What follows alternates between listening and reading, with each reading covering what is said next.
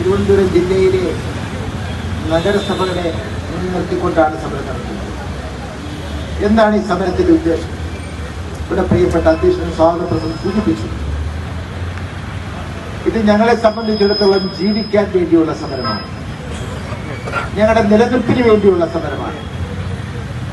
ഈ രാജ്യത്തെ ശ്രീ പിണറായി വിജയൻ സർക്കാരിനെ സംബന്ധിച്ചിടത്തോളം ഞങ്ങൾക്ക് എല്ലാ വിഷയങ്ങളിലും അഭിപ്രായ വ്യത്യാസമുള്ള പ്രസ്ഥാനമല്ല വ്യാപാരി വ്യവസായി ഏകോപന സമിതി.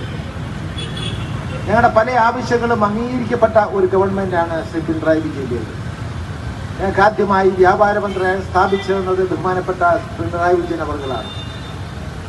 അതുപോലെ തന്നെ ഞങ്ങൾക്ക് 1964 മുതൽ സെയിൽ ടാക്സ് ഉണ്ടായിരുന്ന കുടിശ്ശിക എഴുതി തള്ളണമെന്ന് 1981 മുതൽ ഞങ്ങൾ ആവശ്യപ്പെട്ടിട്ട് അത് പരിഹരിച്ചത് ബഹുമാനപ്പെട്ട ധനകാര്യമന്ത്രി ശ്രീ ബാലഗോപാൽ അവർകളാണ്.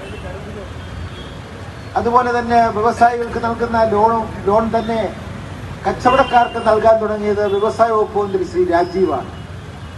അങ്ങനെ വ്യാപാരികളെ സംബന്ധിച്ചിടത്തോളം സഹായകരമായ നിലപാടുകൾ എടുക്കുമ്പോൾ അതിനനുകൂലമായി പറയുവാനൊന്നും ഞങ്ങൾക്ക് ബുദ്ധിമുട്ടില്ല.